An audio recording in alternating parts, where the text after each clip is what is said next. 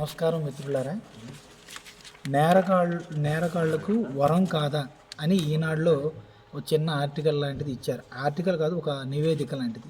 ఏంటంటే ఈ పోక్సో చట్టం తెచ్చిన తర్వాత చిన్నారుల పైన లైంగిక దాడులు జరుగుతున్నాయని ఏ రాష్ట్రాల్లో ఎంత క్రైమ్ జరుగుతుంది, ఎంత శాతం జరుగుతుంది అనేది లోక్సభలో పెట్టారు. దాంట్లో మధ్యప్రదేశ్ హయ్యెస్ట్ 14.5 ఉంది. కానీ వాస్తవానికి మన తెలుగు వాళ్ళు ఏం తక్కువ కాదు. వాళ్ళు కూడా అంటే ఇక్కడ ఆంధ్రప్రదేశ్ తెలంగాణ అని 2 భాగాలుగా విభజించారు కాబట్టి ఒక దాంట్లోనేమో 7%, ఒక దాంట్లోనేమో 5% లాగా వచ్చింది. మొత్తం 12.19%, అంటే ఇంచుమించుగా 13%. అంటే 14.5 మధ్యప్రదేశ్కి ఏమాత్రం తక్కువ లేదు. ఏదో 1-2 స్టెప్పులు దూరంలో ఉండిపోయింది.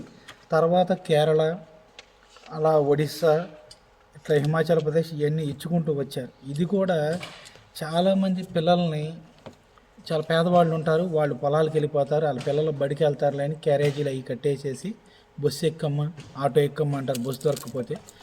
కొంత ఈ పరిచయాల మేరకు ఒకడెవడో ఒక పరిచయం అవుతాడు. తర్వాత వాడని అయ్యని ఆడ నా ఫ్రెండ్ అని వాడు, ఆడ నా ఫ్రెండ్ అని ఈడు అనుకుంటా అట్లా కొంత మేరకు వరకు కూడా ఈ క్రైమ్ జరగడానికి అవకాశం ఉంది. తల్లిదండ్రులు ఒకసారి ఆలోచించి మీరు మీ పిల్లల్ని బయటకు పంపుతున్నారంటే అసలు ఏ టయానికి ఏ ఆటో ఏంటి బస్సు అనేది అన్నీ తెలుసుకుని తెలిసిన వాళ్ళ ద్వారా పంపిస్తే చాలా వరకు ఇవి తగ్గుతాయి. దానితోడు మీరు ఇంటికాడ మీ పిల్లలకు చెప్పుకోండి, అమ్మ మీరు ఎవరితోనూ మాట్లాడద్దు తెలిసిన వాళ్ళతో తప్ప.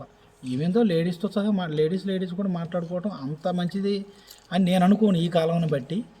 మరి అది ఇక మీరు ఆలోచించుకోవాలి మిత్రులారా. ఇది కంట్రోల్ అవ్వాలి అంటే అది కూడా తల్లిదండ్రుల చేతిలోనే ఉందని నా భావన. నమస్కారం.